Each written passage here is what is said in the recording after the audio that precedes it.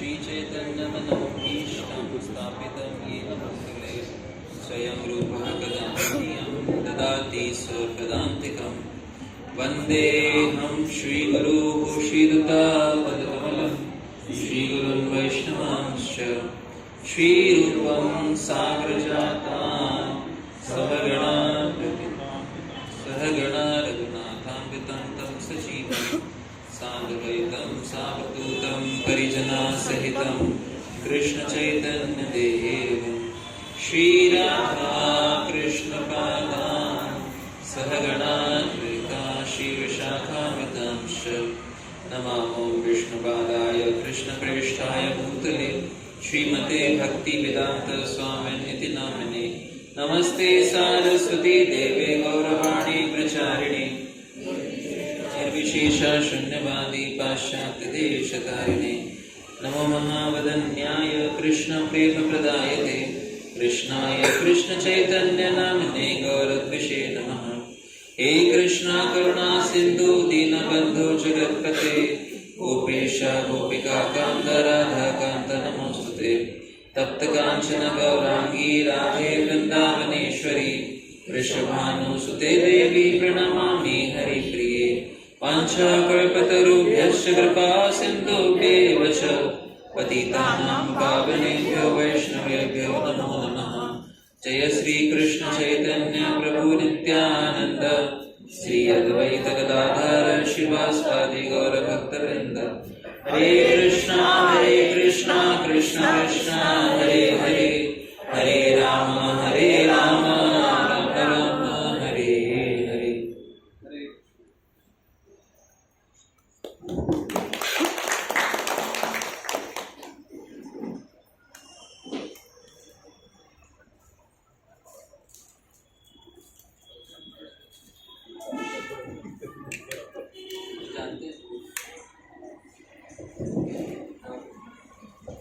हरे कृष्णा। तो आज हमारा अति सौभाग्य है कि आज हमारे साथ श्रीमान पंकज गो प्रभु है और उनका इतना शेड्यूल व्यस्त रहता है, उसमें से उन्होंने हमारे लिए समय निकाला है। और एवरीवन नोज ना पंकज गो प्रभु, उन्होंने वही बोला, सब लोग जानते हैं, फिर से क्यों इंट्रोडक्शन दे रहे हो। ऐसा नहीं है, लेकिन पंकज गो प्रभु का जो सेवा है, जो मंदिर में जो सेवा करते हैं, बाकी आउट ऑफ इंडिया भी उनका बहुत सारा क्लासेस ऑनलाइन चालू रहता है, कभी वो विजिट भी करते हैं। और सिर्फ थाना मंदिर ही नहीं तो पुणे में भी उनका सेवा रहता है, संभाजी नगर, नांदेड़, बहुत सारे जगह यूथ प्रीचिंग में उनका बहुत सहभाग है। तो ऐसे महान भक्त आज हमारे साथ है, ये हमारा सौभाग्य है। तो हम उनका स्वागत करेंगे 3 बार हरि बोल बोल के। और ऐसे महान सुपूत को जिन्होंने हमें सौंपा है, ये इस्कॉन के लिए उन्होंने अपना बेटा दिया है, उनके माता पिता भी आज हमारे साथ है। तो मैं रिक्वेस्ट करता हूँ अमल राधा माता जी को और हल्दरराम प्रभु आप पिताजी को गार्लैंड पहना के उनका उचित स्वागत करें।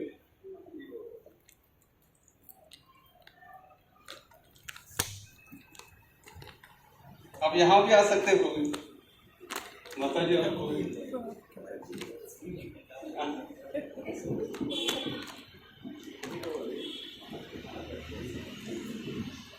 हरि बोल, हरि बोल, हरि बोल।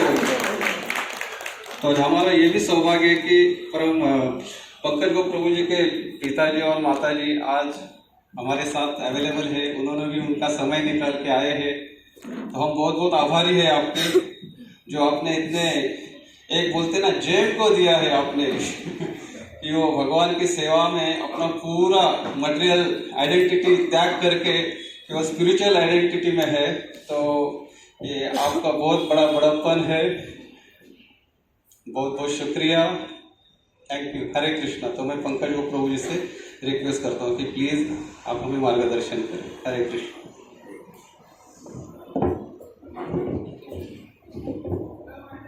हरे कृष्ण।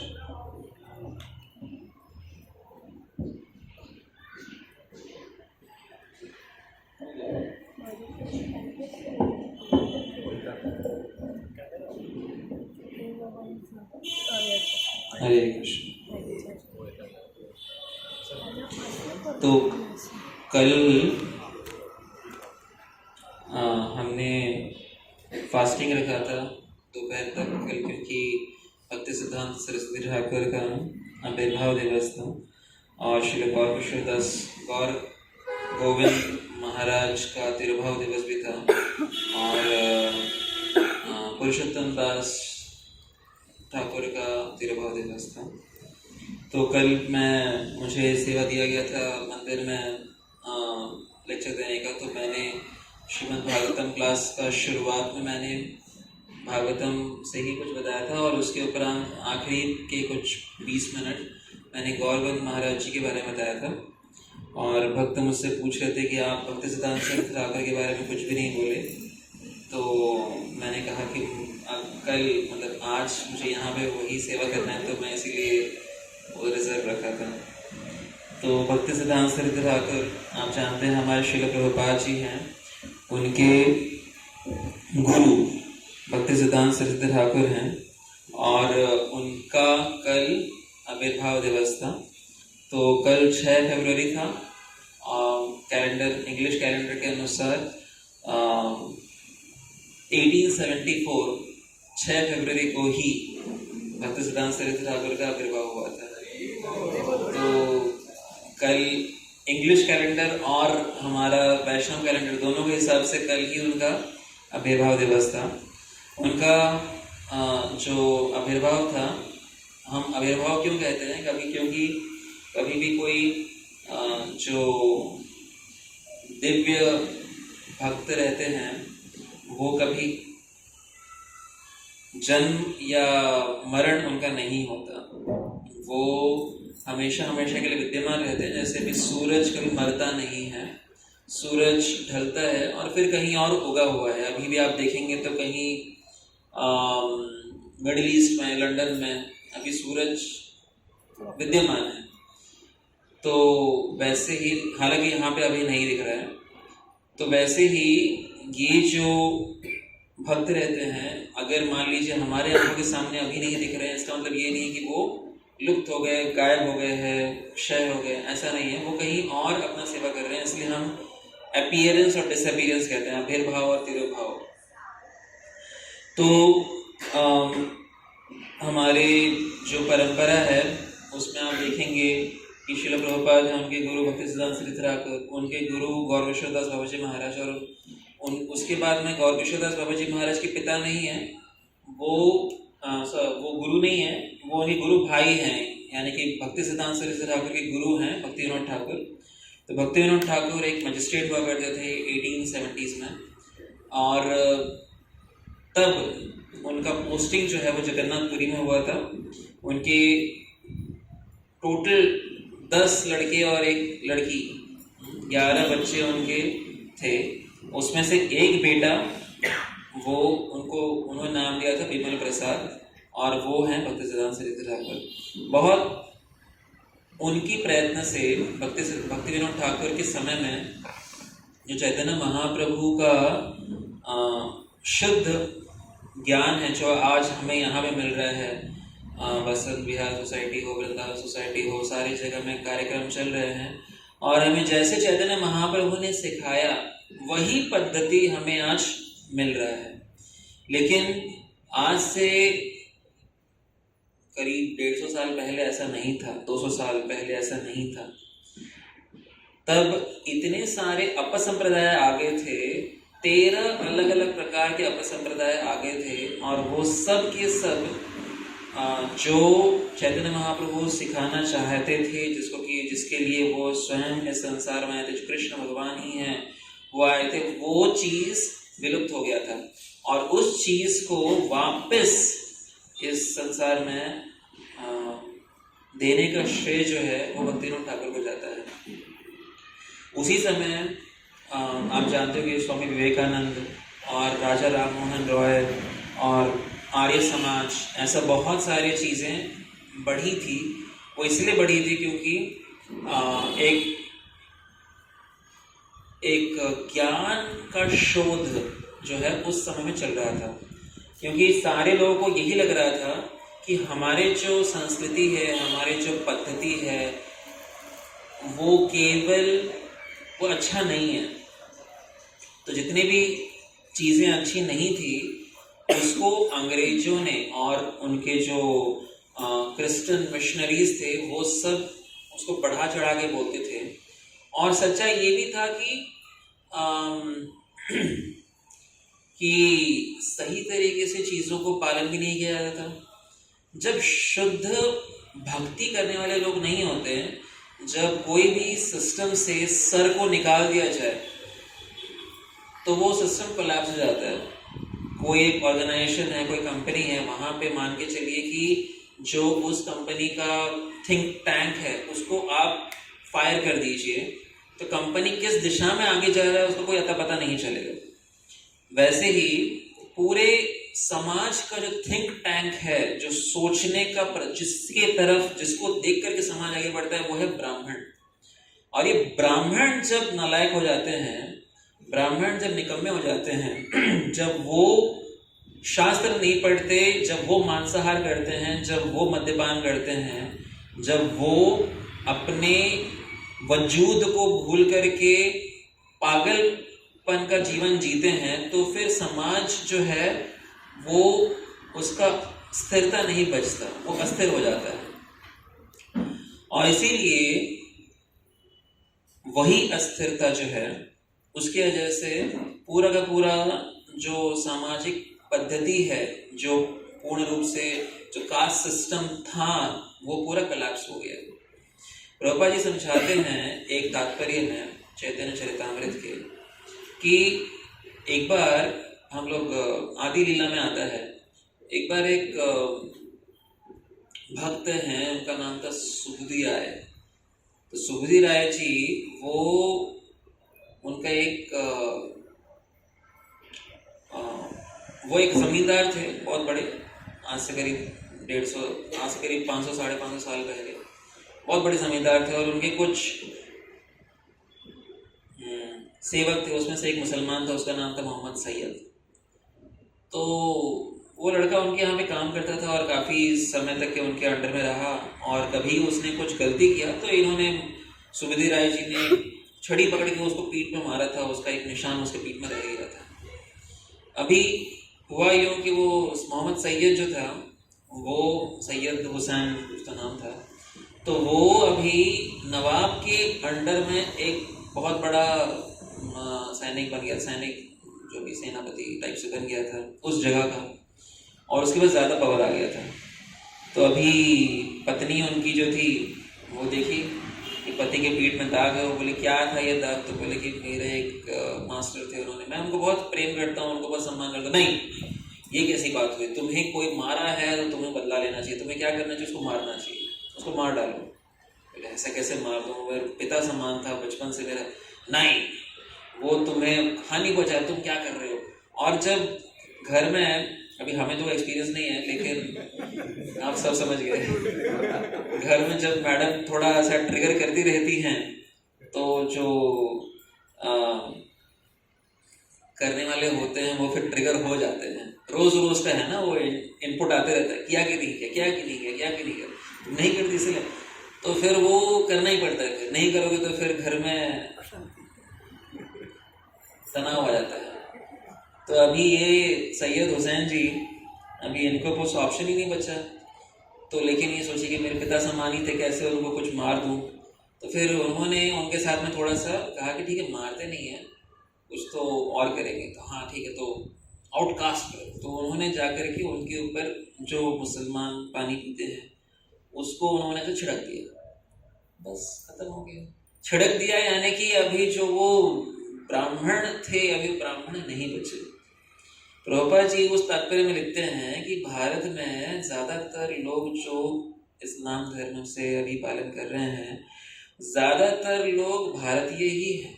हार्डली कुछ ही लोग हैं जो कि बाहर देश से आए हैं, और ज़्यादातर लोग जो हैं वो ऐसे ही कोई किसी के ऊपर पानी छिड़क दिया, कोई किसी का कुछ बोल दिया, कोई किसी के यहाँ पे नौकरी कर रहा है। प्रभुपाद जी उदाहरण देते हैं, नवाब हुसैन शाह के अंतर्गत हमारे सनातन गोस्वामी, रूप गोस्वामी, वो भी ब्राह्मण थे, लेकिन ब्राह्मण होते हुए भी वो उनके अंडर में काम किए से उनका नाम दबी खालसा कारमली लग दिया और उनको पुरी के अंदर में, जगन्नाथपुरी के अंदर में आने नहीं देते थे। तो हमारे ही सिस्टम की वजह से ज़्यादातर लोग अभी आज के डेट में आप देखेंगे तो कहाँ नहीं मिलते, वो इस्लाम में परिवर्तित हो गए।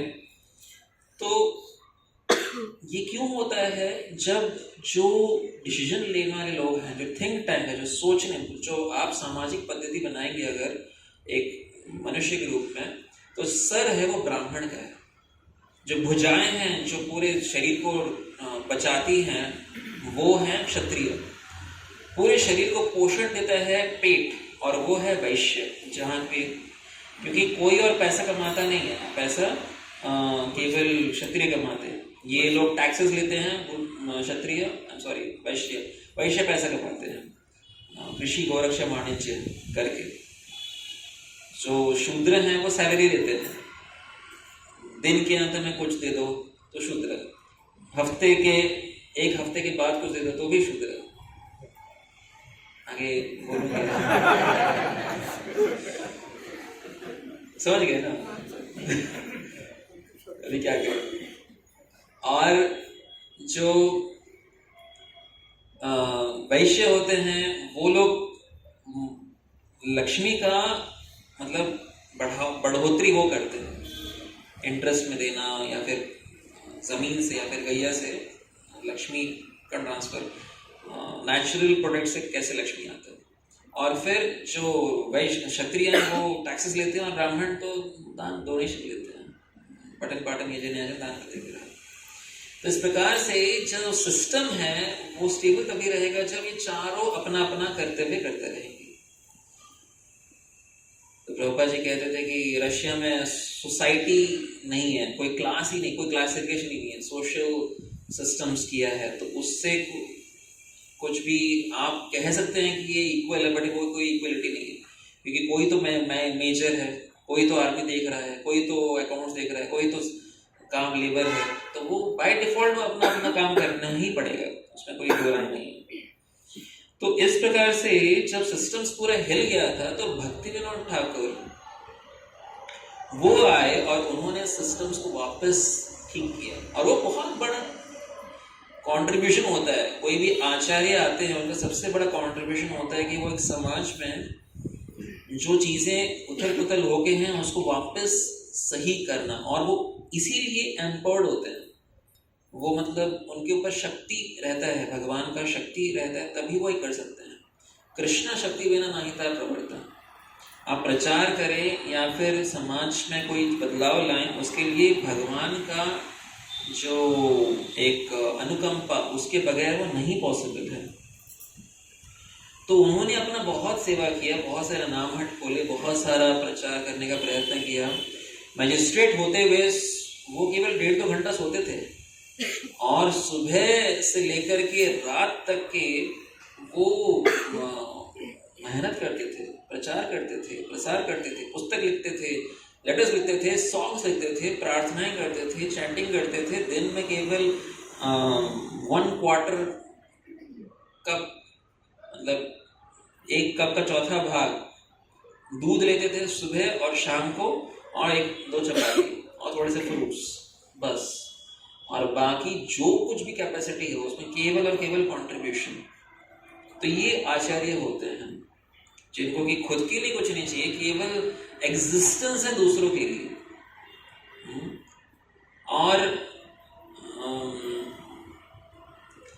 इतना करने के बाद में उनको ये समझ में आया कि ये चीजें अभी जो शुरू हुई है इसको आगे ले जाने वाला भी चाहिए। इसीलिए उन्होंने, उनका पहले वो नवद्वीप में थे, अभी भी आप जाएंगे नवद्वीप में उनका घर है, स्वानंद सुखद कुंज, और अभी वो रेलवे लाइन निकाल दिया। लेकिन इतना बिजी रहते थे कि वो एक बार रेजिग्नेशन दे दी, मुझे मजिस्ट्रेट काम नहीं करना बोले। तो फिर अंग्रेजों ने बोला कि क्यों नहीं करना है, क्योंकि वो जो चीज़ बाकी सब को सुनवाई करने को दिन महीने साल लगते हैं, उनको केवल 7 मिनट लगता था। कितना? 7 मिनट। 2 मिनट इधर से सुनेंगे, 2 मिनट दूसरे पार्टी से सुनेंगे, और उसके बाद वो 1 मिनट में अपना जजमेंट, 1 मिनट कुछ एक अपना मत बोलेंगे, उसके बाद 1 मिनट का टाइम है, दोनों में से किसी कुछ बोलना है तो बोलिए, और बाकी का जो ऐसा हो गया 5 मिनट, और बाकी का 2 मिनट में जितना भी लिखने का काम है वो पूरा लिख के खत्म, रफा दफा 7 मिनट में कोर्ट कचहरी काम खत्म। बिकॉज वो क्लैरिटी था उनकी बुद्धि में कि कौन सही है कौन गलत, खत्म। तो वो एफिशिएंसी कहीं और नहीं मिल रहा था। तो अंग्रेजों को ये लगा कि ये इंसान को हमें नहीं खोना चाहिए, ये रिटायर लेके बैठ गया तो क्या करेंगे हम लोग। और कई लोग, कई ऐसे ढोंगी बाबा ये सब आ जाते थे, उनको भी समाज में अंग्रेजों को झेलना मुश्किल होता था। तो अंग्रेजों ने बहुत प्रयत्न किया जगन्नाथ रथ यात्रा को भी रोकने का, औरंगजेब ने भी किया था, औरंगजेब तो रोक दिया था, लेकिन अंग्रेजों ने प्रयत्न करने के बावजूद रोक नहीं पाया। तो उन्होंने जगन्नाथ के नाम पे एक अंग्रेज शब्द निकाला, जैगरनॉट। जैगरनॉट मतलब जो कभी रुक नहीं सकता। अभी मान के चलिए कोई अच्छा रन्स बनाता है, आजकल कौन फॉर्म में है किसी को पता नहीं, अच्छी बात है। बैटिंग में, क्रिकेट में कोई अच्छा छक्का चौका मारते रहता है, ऐसा कोई फॉर्म में होता है तो उसको बोलते हैं एकदम रुक नहीं रहा है, कोई कुछ भी बॉल फेंके वो बॉल बाहर जाता है, तो फिर जैगरनॉट। या फिर कोई चीज ऐसा चीज जेसीबी जैसा आ रहा है, सब चीज को उड़ा के ले गया, तो जैगरनॉट मतलब वो रुक नहीं सकते हैं, ऐसा तो नाम ही दिया जैगरनॉट, वो जगन्नाथ जी के ऊपर में नाम दिया है। तो अंग्रेजों ने काफी प्रयत्न किया रोकने का, भी रोक नहीं पाया। तो ये भक्ति विनोद ठाकुर को, उनका नाम था केदारनाथ दत्ता, तो उनको भी बहुत प्रयत्न किया गया कि वो अपना सेवा छोड़े ना। और उसके लिए अंग्रेजों ने क्या किया, आजकल कोई कंपनी चाहे तो जीएम या डीजीएम या वाइस प्रेसिडेंट को गाड़ी देता, सीईओ को, चलो भाई तुम गाड़ी से आना जाना कर लो। उस समय में अंग्रेजों ने भक्ति विनोद ठाकुर के घर से जो कोर्ट है उसके लिए एक रेलवे का पटरी बनाया, और रेल का पटरी से केवल 4 दिन में 4 बार ही चलता था। सुबह में उनको लेके जाना, दोपहर को लेके आना, लंच ब्रेक, फिर लंच ब्रेक के बाद वापस लेके जाना, और फिर शाम को लेके आना, बस 4 बार चलता था। बाकी दिन भर में, मैं खुद जब गया था मायापुर में पहले तो मैंने वो ट्रेन भी देखा और पटरी भी देखा, आजकल उन्होंने निकाल दिया। तो इस प्रकार से ये भक्ति विनोद ठाकुर इतना कुछ करते थे, और इवेंचुअली उनका सेवा लगा पुरी में, जगन्नाथपुरी में उनको पोस्टिंग हुआ। तो वहां पे ही वो एक रहते थे, मेन जो बड़दंड है यानी ग्रैंड रोड, वहां पे ही वो उनका घर था, और वहीं पे वो रहते थे। और तब उन्होंने प्रार्थना किया था कि मुझे ये जो मैंने सेवा इतने दूर तक लेके आया, इसको आगे ले जाने वाला कोई चाहिए। We need someone who can take this whole thing further। और वो प्रार्थना के उपरांत 6 फरवरी 1974 को एक छोटा सा बच्चा बालक का जन्म हुआ, जिसको कि नाम दिया था विमल प्रसाद। विमल प्रसाद क्यों? क्योंकि विमला देवी वहीं पे है, इनको कि जगन्नाथ का जो भी भोग है उसको महाप्रसाद क्यों कहते हैं? आपका तो उत्तर जगन्नाथ का जो प्रसाद है उसको महाप्रसाद क्यों कहते हैं? चलिए, जिसको अभी सुन भी लिया आपने, आप यहाँ से फिर से कोशिश कीजिए।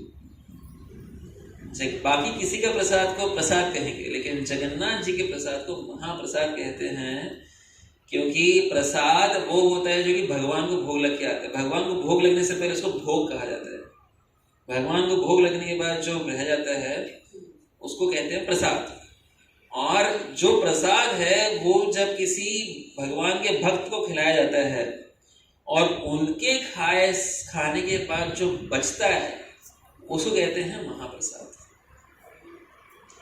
तो जो कभी सन्यासी आते हैं उनको आप भगवान का भोग लगा के खिला दिए तो वो प्रसाद खिलाएंगे, लेकिन वो सन्यासी खाने के बाद में मान के चलिए कुछ प्रसाद रह गया, उसको कहते हैं महाप्रसाद।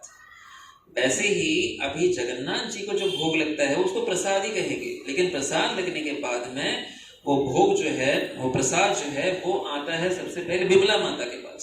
बिमला माता वहीं पे विराजमान है जगन्नाथ मंदिर के पीछे, उनके पास आता है और फिर वो जाता है आनंद बाजार में।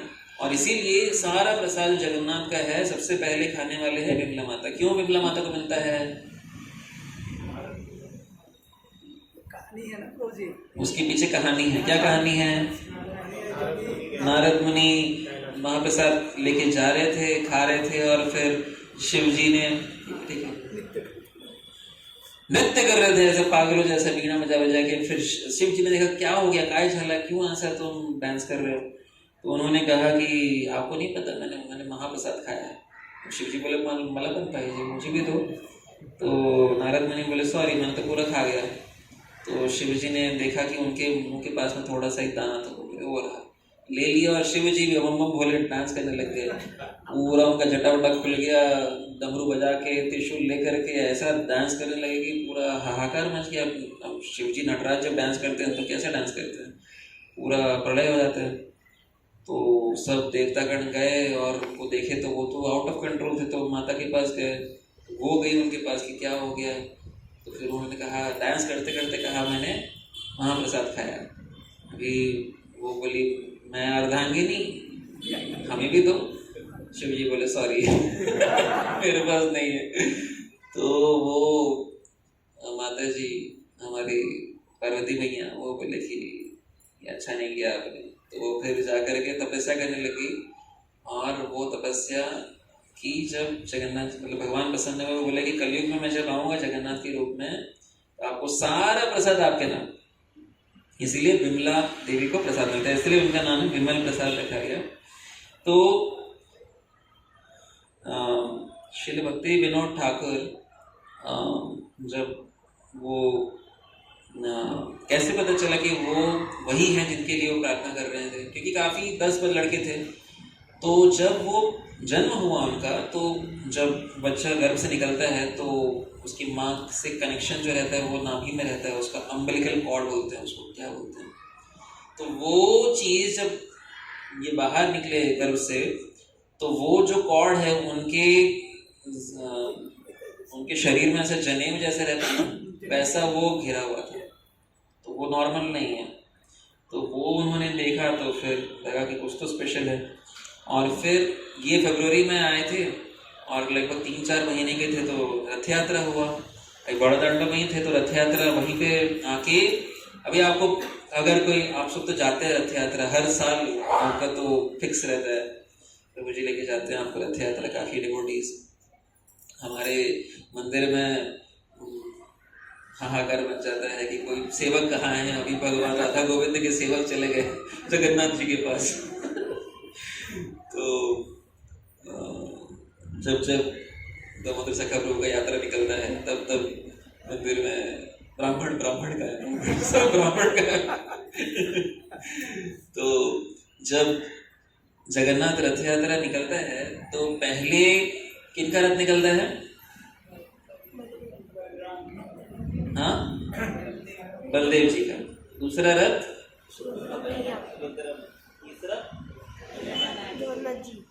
तीसरा निकलता है कालिया का, जो जगन्नाथ जी है। तो उनका रथ का नाम, तीसरा रथ का नाम नंदीघोष है ना। तो जब वो रथ निकलता है तो लगभग कभी कभी शाम हो जाता है, और ऐसा कभी होता है कि जैसे सूरज ढल गया तो रथ नहीं हिलेगा, उसमें हेडलाइट्स नहीं है, तो वो शाम को नहीं चलता भगवान का रथ। जहाँ पे भी है वहाँ पे ही आकर के महाप्रसाद लगता है, और वह भगवान वहीं पे खाते हैं, वहीं पे रहते हैं, और सारे लोगों को दिन रात भर भी दर्शन भी देते हैं। हमारे एक भक्त हैं, वो तो रात को जाके भगवान के रथ में जाके सो गए। बोले ऐसा मौका कब मिलेगा, भगवान के पीछे, जगन्नाथ जी के पीछे उड़ गए। बोले बढ़िया है।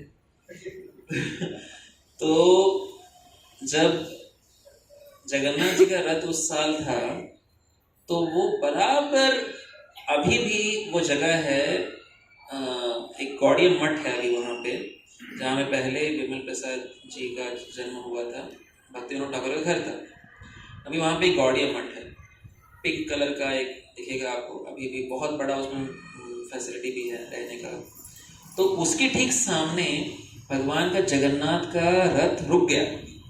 और कितना रुका, अगले दिन सुबह जब प्रयत्न किए तो हिल नहीं रहा, प्रयत्न किए तो हिल ही नहीं रहा।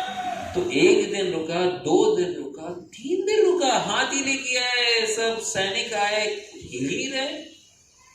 तो अभी आप देखेंगे जब भी ये रथ आता है, हमारे मंदिर में भी माताएं आती छोटे छोटे बच्चों को लेकर के और कहते हैं कि बच्चे को भगवान को टच कराइए, प्रार्थना की, तो वो लगता है कि कृपा मिलेगा। तो इनकी जो माता थी भगवती देवी, वो भक्तिनाथ ठाकुर की वाइफ, वो छोटे से बच्चे को लेके गई। सामने ही भगवान है तो क्यों नहीं लेके गए कि इनको आशीर्वाद दें। तो बच्चे को पंडा लोगों ने लेकर के टच करा दिया, और जैसे ही टच कराया तो रथ अपने आप हिलने लग गया। तो इसको मतलब ये समझ गया कि भगवान इंतजार कर रहे थे अपने भक्त से मिलने के लिए। और जैसे ही टच कराया तो भगवान का जो बड़ा सा हार था वो निकल के उनके ऊपर गिर गया।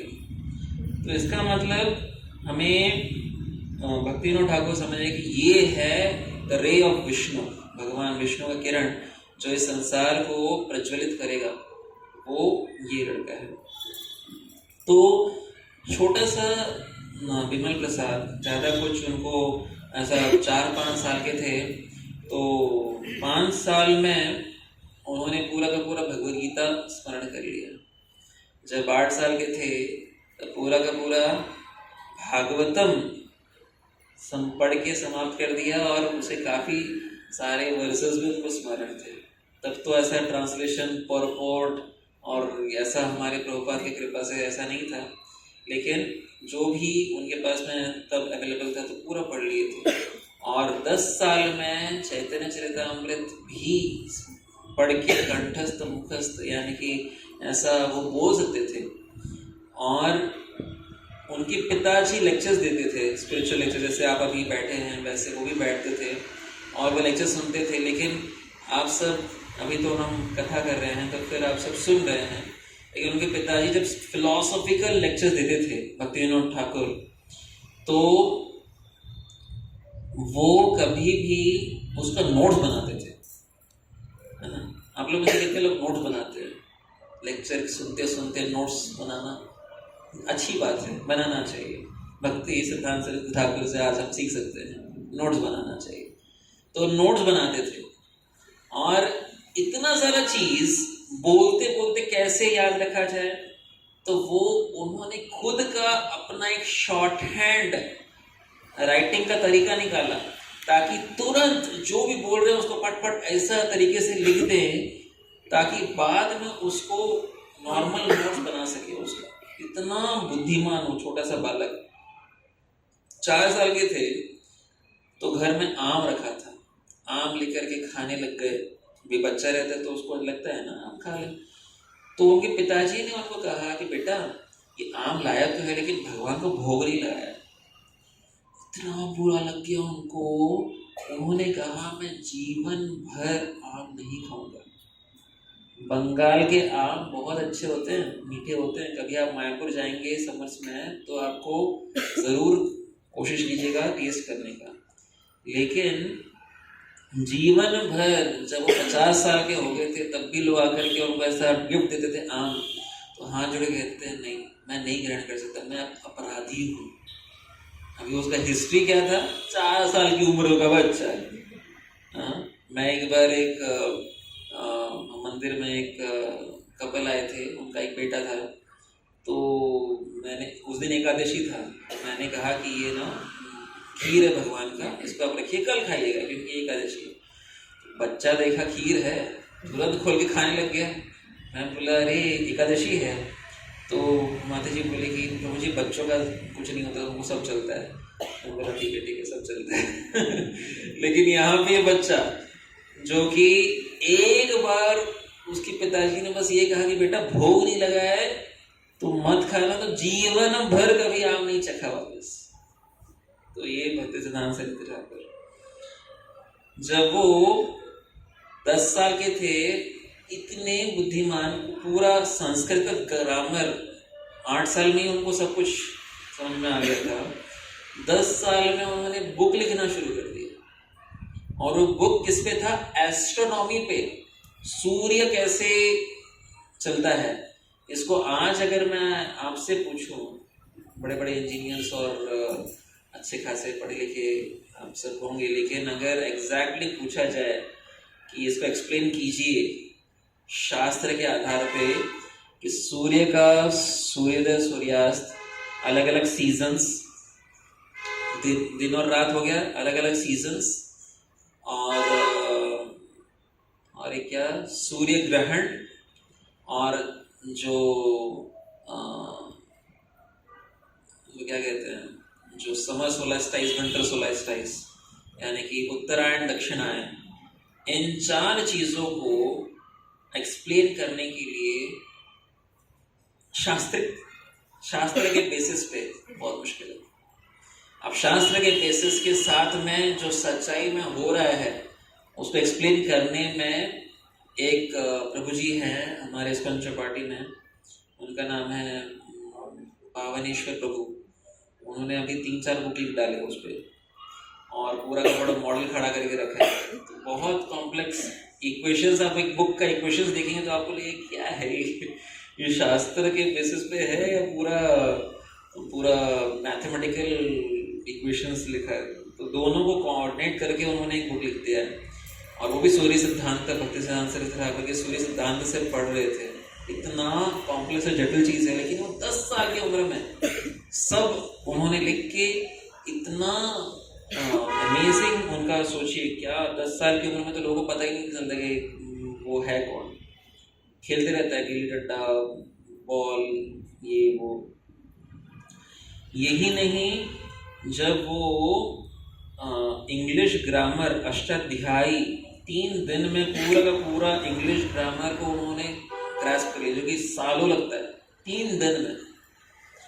और इतना डिटेल्स था उसमें कि जो अंग्रेज लोग उस जमाने के थे उनको बहुत मुश्किल होता था वो सब समझना, लेकिन एकदम प्रिसाइसली उनको वो समझ में आ गया था। और इसीलिए उनको जो एस्ट्रोलॉजिकल कम्युनिटी है उन्होंने उनको टाइटल दिया सरस्वती का, और तुरंत उनको एक नौकरी मिल गया कि हमारे यहाँ पे कॉलेज में आकर के आप ये एस्ट्रोलॉजी और एस्ट्रोनॉमी और संस्कृत पढ़ाइए। लेकिन उनको वो पसंद नहीं आया। That's not what he was meant for. जब वो स्कूल कॉलेज में थे तब उन्होंने एक क्लब बनाया। उस क्लब का नाम था चिर कुमार सभा, चिर कुमार सभा।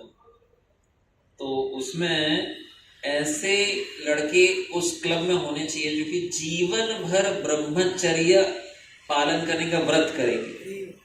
और उस क्लब में काफी लोग आए शुरुआत में, लेकिन आखिरी में उस क्लब में एक ही लड़का रह गया, बाकी सब क्लब से छोड़ के चले गए। और वो एक लड़के वही थे हमारे भक्ति सिद्धांत सरस्वती ठाकुर, चिर कुमार सभा। तो जब उनका एक उम्र हुआ तो उन्होंने अपने पिता से कहा कि मुझे भी वैष्णव पद्धति, उनके पिताजी तो बचपन से ही उनको वैष्णव पद्धति में ही रखे थे, और उन्होंने कहा कि मुझे दीक्षा लेना है। तो भक्ति विनोद ठाकुर ने कहा कि आप दीक्षा मुझसे मत लीजिए, मैं आपका पिता हूँ, आप दीक्षा गौर किशोर दास बाबा जी से लीजिए, वही बाबा जी हैं। अभी देखिए श्रील प्रभुपाद जी जो है वो भक्ति सिद्धांत सरस्वती ठाकुर को कहा करते थे he is a walking encyclopedia. आपको एनसाइक्लोपीडिया अगर पता है, आप कुछ भी उसको पूछेंगे उनके पास में हिस्ट्री सीरीज निकाल के दे देगा। तो भक्ति सिद्धांत सरस्वती ठाकुर के पास में इतना शक्ति और बुद्धि था, इतना शार्प और इंटेलेक्ट कि वो तुरंत चीज़ों को ऐसा स्मरण करके बता रहे थे। तो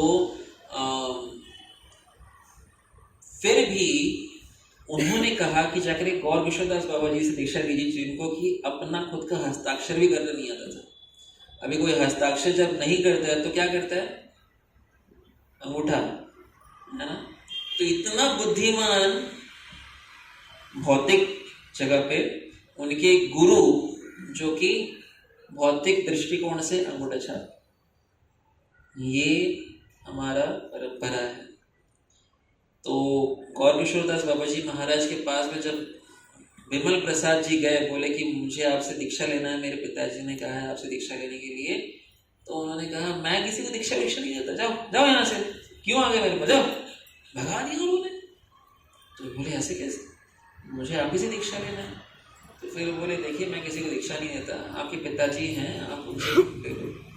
तो फिर अभी बाबा जी लोग हैं, उनको कोई ऐसा पैशनल एटिकेट्स वगैरह कंसेप्ट नहीं होता, वो लोग परे हैं उस सबसे। तो फिर गौर किशोरदास बाबा जी ने उनको कहा कि ऐसा है, तो उन्होंने फिर से रिक्वेस्ट किया प्लीज़ प्लीज़ प्लीज़, तो फिर प्लीज़ मतलब कृपया करके। तो फिर उन्होंने कहा ठीक है, मैं चैतन्य महाप्रभु से पूछता हूँ। अभी चैतन्य महाप्रभु 400 साल पहले इस संसार को छोड़ के भगवत धाम जा चुके हैं, भगवत धाम में ही रहते हैं हमेशा वैसे। तो लेकिन अभी इनका कनेक्ट होगा, तो फिर तभी तो वो बोले मैं चैतन्य महाप्रभु से पूछता हूँ। फिर वो कुछ दिन बाद वापस आकर के पूछे क्या, नहीं मैं भूल गया मतलब मिले थे लेकिन पूछे। फिर बोले प्लीज बताइए। फिर उन्होंने अगले दिन आए, पूछे क्या, तो फिर हाँ पूछा, उन्होंने क्या उत्तर दिया, उन्होंने मना कर दिया।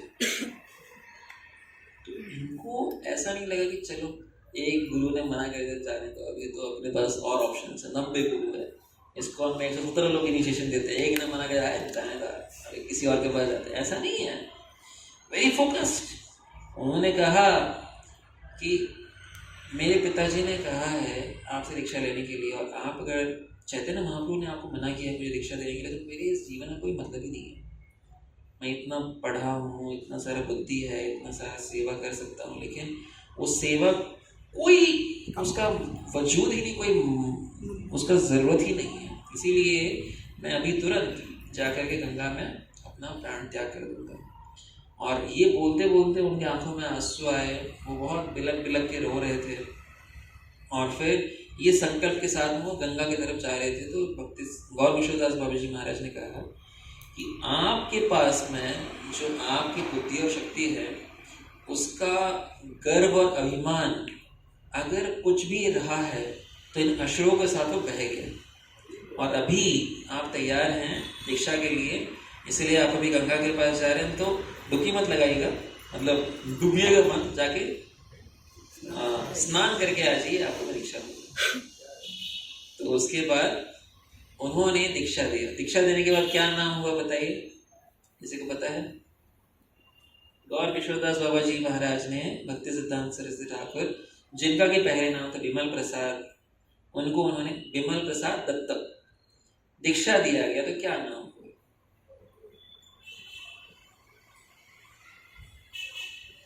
बताइए, ओपन फॉर ऑल।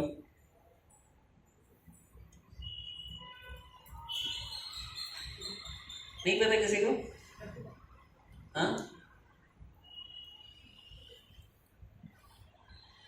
अच्छा, तो आप इधर आइए। जो मंगलाचरण होता है उसमें भक्ति सिद्धांत सरस्वती ठाकुर का जो प्रणाम मंत्र है, मेरे पीछे दोहराइए।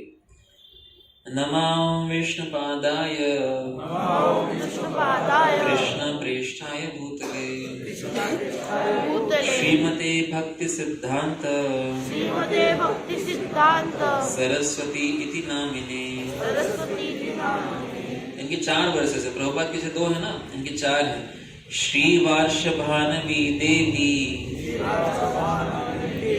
तायिताय कृपाब्धये कृष्ण संबंध विज्ञान तायिने प्रभवे नमः। माधुरोज्ज्वल प्रेमाढ्य श्री रूपानुग भक्तिदा श्री गौर करुण शक्ति विग्रहाय नमोस्तुते। नमस्ते गौरवाणी श्रीमूर्तये दीनतारिणे रूपानुग विरुद्ध। आप स्वसिद्धांत ध्वांत हारिणे।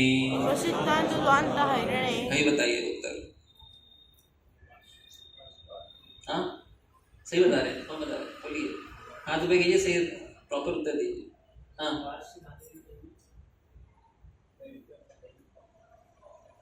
क्या लास्ट में दास आना चाहिए ना।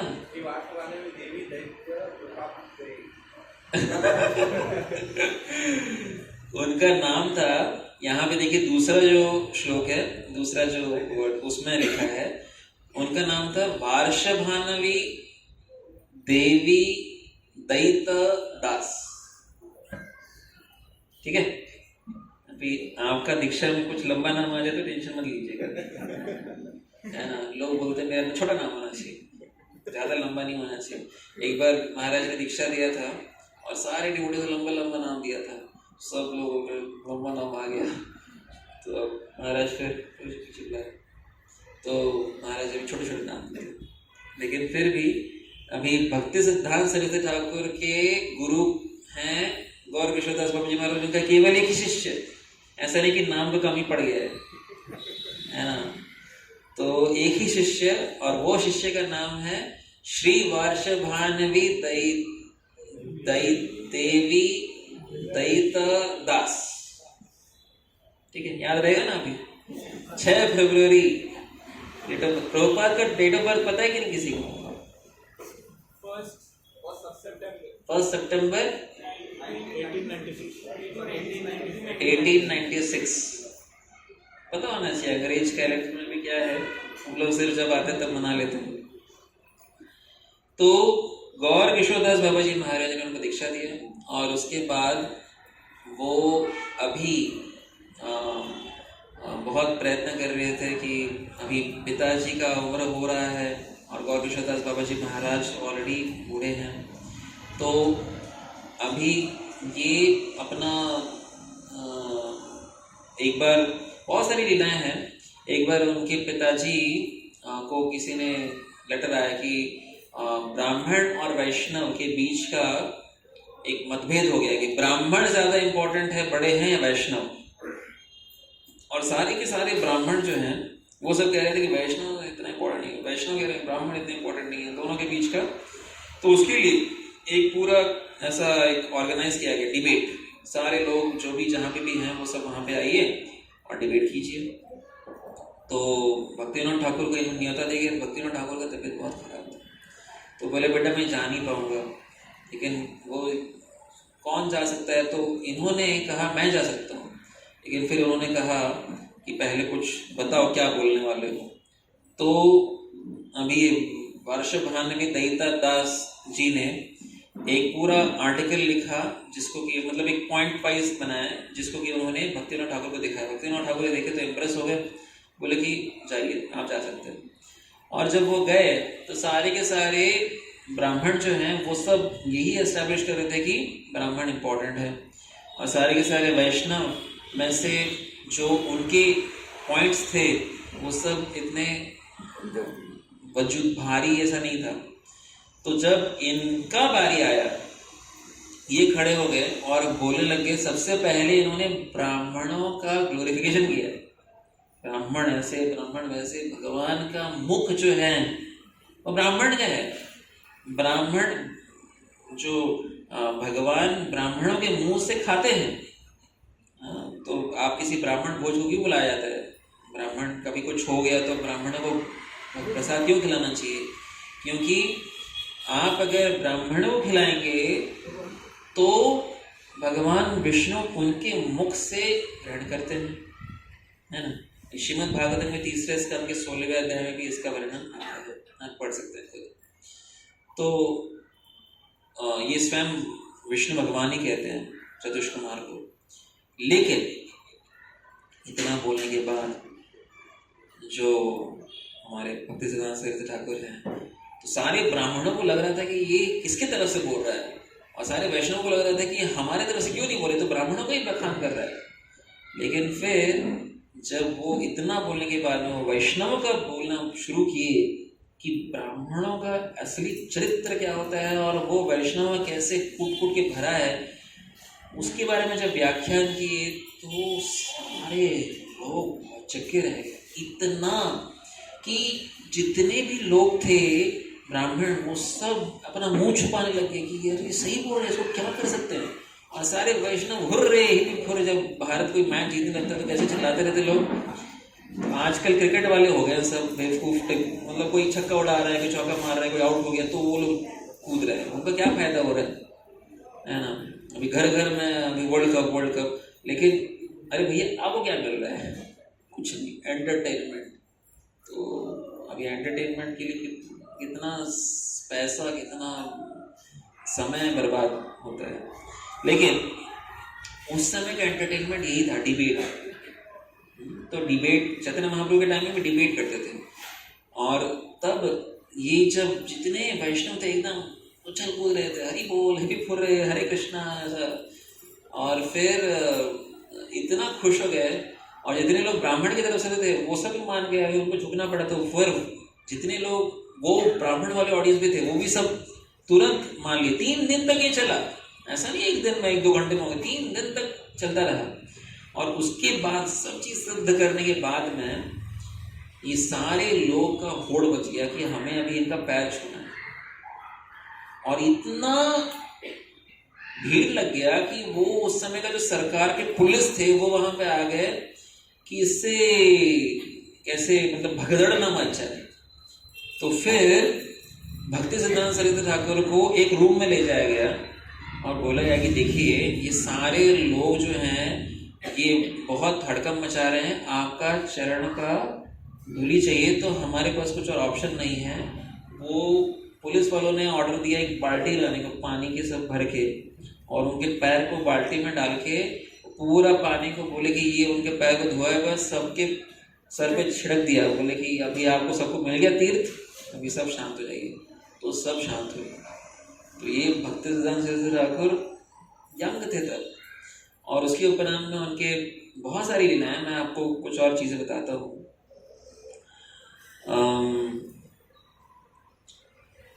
वो भक्ति सिद्धांत सरस्वती ठाकुर इवेंचुअली उन्होंने जब भक्तिनाथ ठाकुर और गौरवदास बाबा जी महाराज 1914 और 1915 में रेस्पेक्टिवली वो अपना इस संसार की लीला को समाप्त किए। और तब तक के भक्ति सिद्धांत सरस्वती ठाकुर जो हैं वो इस मतलब वो 9 वर्ष तक के पहले गए थे मायापुर में, अकेले रह करके क्या कर रहे थे, केवल भगवान का नाम कर रहे थे, ले रहे थे।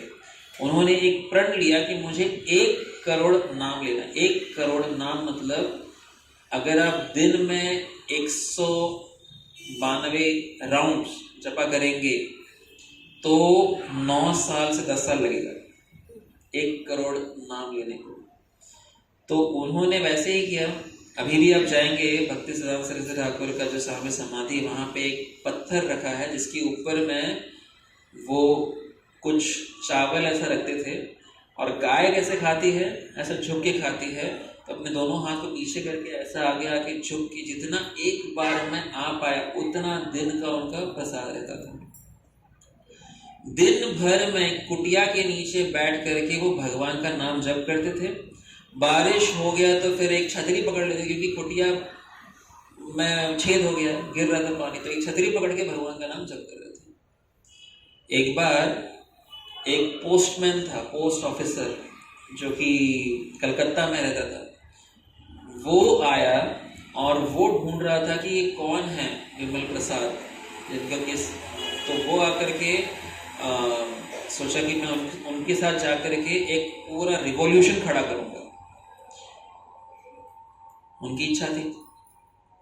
तो तब भक्ति सिद्धांत सरस्वती ठाकुर तब वो जप कर रहे थे, और एक दिन ऐसे ही वो घूम रहा था नवद्वीप में, लोगों से पूछ रहा था कहाँ है वो संत, कहाँ है वो बाबा।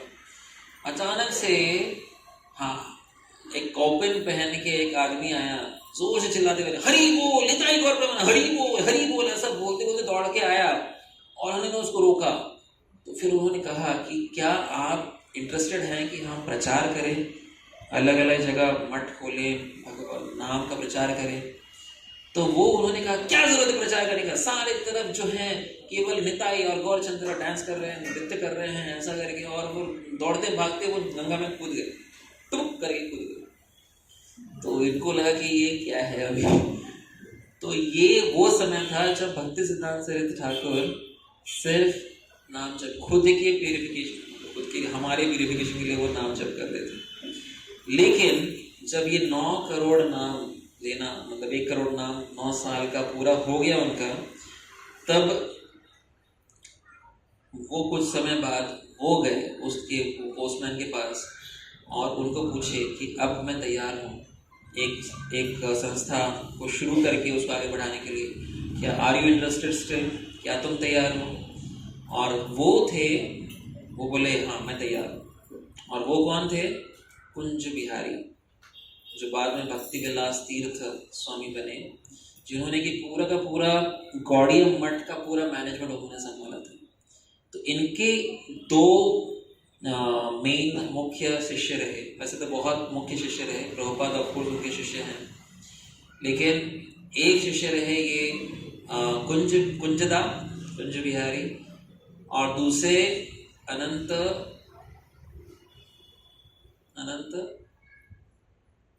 वसुदेव। तो ये अनंत वसुदेव इतने बुद्धिमान थे, जैसे हम लोग आजकल अभी विकी हमारा जो वेदा बेस है उसमें सर्च करते हैं कौन सा वाला श्लोक, तो वो ऐसे ही बैठे थे अनंत उनको वो गणेश कहते थे, गणेश। उनको बोलते थे बताओ ये वाला श्लोक कौन सा, 3rd canto 14th chapter text number 12। तो बड़बड़ शुरू हो जाते थे वो श्लोक बोलना। तो उनको ऐसा जरूरत नहीं पड़ता था कि वेदा बेस से ढूंढे, तुरंत आजकल हम गूगल को पूछते हैं।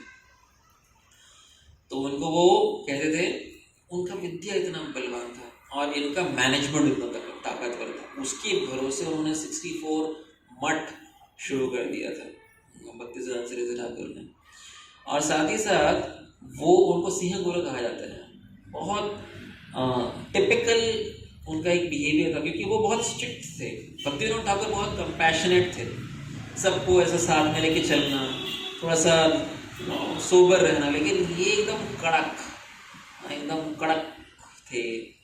तो कोई गलत है तो गलत है, चाहे कुछ भी हो, फिर गलत तो गलत। एक बार एक शिष्य रेलवे में चल रहा था, तो ऐसा थोड़ा सा झुक के ऐसा हाथ के ऊपर, तो उनको बोला तुम्हें सहारा चाहिए तो शादी करो, विवाह करो। गया को भी शिष्य आदेश आ के विवाह करो, अभी जाना पड़ेगा। ऐसा उनका एकदम कड़कपन था। कभी वो देखते थे कोई मायावाद आ रहा है तो वो बालकनी से खड़े होकर उसको बोलते कि बताओ भगवान क्या, मायावाद का पूरा खंडन करते थे, क्योंकि मेजॉरिटी उनका टाइम उसी में गया। क्योंकि इतना कचरा है जब, तो फिर कुछ अच्छा कैसे बताए, कचरे को साफ करने में गया। और ये सब कचरा जो साफ करने का श्रेय जाता है भक्ति विनोद ठाकुर का, भक्ति सिद्धांत सरस्वती ठाकुर को, जिसके बलबूते पे जब प्रभुपाद ने प्रचार शुरू किया तो ये कचरे वाले लोग जो हैं वो पूरे के पूरे ठंडे पड़ गए थे। और श्रील प्रभुपाद ने केवल जो हरिनाम है वो दे दिया, और सफ़ेद हाथी डांसिंग वाइट एलिफेंट्स उनको लेकर के आए। उनको देख करके भारतीय बोले कि अरे हम क्या कर रहे हैं, और फिर हरे कृष्ण आंदोलन भारत में भी बहुत बड़ा हो गया। और आमतौर पे आप देखेंगे भक्ति सिद्धांत सरस्वती ठाकुर जो हैं वो मतलब बहुत नया नया चीज़ करते थे, इनोवेशंस। जैसे कि पूरे देश में उस समय केवल 3 रोल्स रॉयस था, एक जयपुर के राजा के पास, एक मध्य प्रदेश इंदौर के राजा के पास, और एक भक्ति सिद्धांत सरस्वती ठाकुर के पास। उनके पास एक उनका बॉडीगार्ड था जो कि ऐसा 3.5 फीट का एकदम बलवान ऐसा पर्सन दिखता था ऐसा। तो वो रोल्स रॉयस गाड़ी में जाते थे हमारे भक्ति सिद्धांत सरस्वती ठाकुर गांव के अंदर। और सारे बच्चे जब देखे पहली बार कोई गाड़ी आता, तो बच्चे लोग कैसे गाड़ी के पीछे भागते, और ऐसा भाग भाग के उसके बाद में भक्ति सिद्धांत सरस्वती ठाकुर बाद में रहते। पहले वो ऐसा बड़ा सा उनका मुस्टंडा वो तैरता था, उसको देख के सब सतर्क। और वो गाड़ी के बोनट के ऊपर उनका व्यासासन, सारे गांव के लोग ऐसे एकत्रित हो जाते थे और उसके ऊपर बैठ करके वो लेक्चर देते थे, एकदम यूनिक। और फिर गाड़ी मोड़ता था दूसरे गांव के लिए, ऐसा जाकर के प्रचार करते थे। भक्ति सिद्धांत सरस्वती ठाकुर का इतना मतलब लोकप्रियता इतना बढ़ गया था कि जब कलकत्ता से ट्रेन जाते थी, कभी वो मणिपुर जाते थे, मणिपुर का राजा को भी उन्होंने प्रचार किया था, तो मणिपुर के पास मणिपुर जाते थे या फिर कहीं और जाते, तब तो बांग्लादेश अलग से कुछ नहीं था, ऐसे सीधा जाते थे। तो रास्ते में हर एक स्टेशन में ट्रेन रुकता था, लोग खड़े हो जाते थे, ट्रेन को आगे जाने नहीं देते थे। तो हर एक स्टेशन में भक्ति सिद्धांत सरस्वती ठाकुर उतरेंगे, उनका स्वागत होगा, उनको हार पहनाएंगे, वो बैठेंगे, उनको कुछ भोग लगाया जाएगा, वो कुछ ग्रहण करेंगे, उसके बाद उनको प्रवचन देने के लिए बोलेंगे। स्टेशन भर में सब लोग बैठे हैं, गांव के लोग, पूरे गांव के लोग आके बैठे हैं और वो प्रवचन देंगे। उसके बाद उसका प्रवचन समाप्त होगा, फिर वो गाड़ी में बैठेंगे, फिर ट्रेन आगे बढ़ेगी। हरी बोल। और फिर कब तक ये बढ़ेगी? जब तक कि अगला स्टेशन में तैयार हैं लोग वही करने को। तो ये भक्ति सिद्धांत सरस्वती ठाकुर। वैसे ही उन्होंने बंबई में भी गॉडियन मठ का स्थापना किया था। पूरे भारत में अलग अलग गोवर्धन में इधर उधर 10,000 लोगों को लेकर के वृंदावन यात्रा लेके गए थे। और तब वृंदावन के सारे मंदिर, मदन मोहन, गोपीनाथ, गोविंद देव, सारे मंदिर के गोस्वामी जो है, काश गोस्वामी, वो सब मंदिर का दरवाजा बंद, बोले कि आप नहीं आ सकते अंदर। केवल राधा रमण मंदिर ने अपना दरवाजा खोला था, वहां के जो गोस्वामी। क्यों? क्योंकि सारे गोस्वामी को ये लगा कि ये जो कर रहे हैं, ये अगर करेंगे तो हमारा तो गया, जितना पैसा धन आ रहा है हमारे पास वो सब समाप्त हो जाए। क्यों? क्योंकि ये क्या कर रहे हैं, वो देख नहीं रहे कि कौन ब्राह्मण है, कौन शूद्र है, कौन कायस्थ है, कौन क्या है, कुछ सोचना नहीं है। केवल आप हरे कृष्ण मंत्र जप कर रहे हो, आपको हम दीक्षा देंगे, आपको ब्राह्मण बनाएंगे। तो फिर अगर इतने सारे लोग उस स्तर पे पहुंच जाएंगे, तो फिर जो ऑलरेडी उस स्तर पे काबिलियत नहीं है लेकिन उसका भोग कर रहे हैं गोस्वामी का नाम लेकर के, तो फिर उनका क्या होगा? नौकरी जाएगी ना, उनको दान कौन देगा? तो इसीलिए वो उनके खिलाफ थे। इनफैक्ट जब वृंदावन में थे तो पुलिस ऑफिसर आकर के बोला कि मुझे आपकी जान को खतरा है। सोचिए, आप एक तंबू में बैठे हैं, टेंट लगा के, रात को कोई सिक्योरिटी नहीं है, और वहां पे पुलिस ऑफिसर बोल रहा है कि आपकी जान को खतरा है, मुझे आई हैव बीन ब्राइब्ड, मुझे क्या कहते हैं, रिश्वत दिया गया है कि आपको ये लोग मारने वाले हैं और मैं कोई एक्शन ना लूं। मैं काफी लोगों से पैसा खाता हूं, लेकिन आप संत हैं इसलिए आपको आगाह करने आ गया हूं। सोचिए, ऐसे सिचुएशन में भी धर्म का प्रचार करने का जो एक जिम्मेदारी, जवाबदारी, वो श्री प्रभुपाद श्री भक्ति सिद्धांत सरस्वती ठाकुर ने निभाया। भक्ति सिद्धांत सरस्वती ठाकुर राधा कुंड में थे, तब श्री प्रभुपाद जी भी आए थे। पहली बार प्रभुपाद का मुलाकात जो हुआ था वो उल्टा डंगा जंक्शन रोड में हुआ था। उल्टा डंगा बोल के एक जगह है। जब मैं पहली बार बंगाल कलकत्ता गया था तो मैंने देखा उल्टा डंगा, तो मुझे लगा कि उल्टा गंगा लिखा है, फिर बाद में देखा उल्टा डंगा लिखा है। ये क्या नाम? इसका नाम हो गया विधाननगर। चलिए, अपडेट है हमारे विधान नगरी। तो उल्टा डंगा जो जगह है वहाँ पे एक मठ था, तो वहाँ पे श्री भक्ति सिद्धांत सरस्वती ठाकुर, वहाँ पे एक छत है, वहाँ पे बैठे थे और प्रवचन दे रहे थे। वहाँ पे विमल प्रसाद नहीं सॉरी प्रभुपाद जी वो एक दोस्त के साथ आए थे, इनका नाम था नरेंद्र, और वो दोस्त जो है वो प्रभुपाद जी को कह रहा था कि एक संत हैं, उनसे आप मिल लो। प्रभुपाद जी बचपन से उनके पिताजी सारे संतों को लेके आते थे, और ये सारे संतों को प्रभुपाद जी ने देखा है, कोई भांग पी रहा है, कोई बीड़ी पी रहा है, कोई तंबाकू खा रहा है, कोई किसी का मुंह लाल है, और आकर के संत बोल के भगवा वस्त्र पहन के दिन भर पता नहीं रात को किसी स्त्री के साथ घूम रहे हैं, और ऐसे संत नाम लेकर के वो फ्री में प्रसाद खाने के लिए आते थे। लेकिन गौर मोहन डे जो कि प्रभुपाद की प्रभुपाद के पिता थे, वो बड़े श्रद्धा के साथ में सारे संतों को लाते थे और उनको खिलाते थे और एक विनती करते थे कि कृपया करके मेरे पुत्र को यह आशीर्वाद दीजिए कि मेरा पुत्र राधा रानी का एक बहुत अच्छा भक्त बने, और कुछ प्रार्थना नहीं करते थे। ऐसा नहीं कि मेरा प्रमोशन करवा दो, मेरा अच्छा बिजनेस बढ़ा दो, 2 का 4 दुकान करवा दो, एमएलए का पदवी दिलवा दो, टिकट दिलवा दो, केवल मेरे पुत्र को राधा रानी का एक प्रबल भक्त बनाइए। तो प्रभुपाद जी बचपन से, हमारे श्री प्रभुपाद जी बचपन से यही देखते आए ऐसे बेकार साधुओं को, और उनका विश्वास ज्यादा नहीं था। तो बोले अभी किसके और कौन साधु बचिए जिसके पास मैं जाऊं, तो अपना जितना उनके पिता ने सिखाया था वैसा ही भजन वगैरह करते थे अपने। लेकिन ये रास्ते में खींच के ऐसा भाई दोस्त लोग होते हैं ना, तो ऐसा खींच भी लेता है कभी कभी, ऐसा खींच के लेके गया कि नहीं तुम्हें चलना है, क्योंकि आप जानते हो साधुओं का कैसे साधु सही है गलत है, तो आप परख के बताओ, आपको ये बराबर अच्छे लगेंगे। तो नरेंद्र नाथ मल्लिक बोल के वो थे, वो लेके गए श्रील प्रभुपाद को। तो वो ऐसे ही छत में ही थे, हम जैसे छत में बैठे हैं, और प्रभुपाद जी ऐसे ऊपर आके प्रणाम किए। प्रणाम करते करते ही प्रवचन देने के बीच में भक्ति सिद्धांत सरस्वती ठाकुर ने उनको देख के बोला, तुम तो पढ़े लिखे हो, अंग्रेजी जानते हो, जाके ये जो पहली बार मिल रहे हैं लेकिन क्या बोल रहे हैं, आप जो ये चैतन्य महाप्रभु का जो भक्ति का मार्ग है उसको पाश्चात्य देशों में जाकर के प्रचार करो। First instruction, first day, first meet.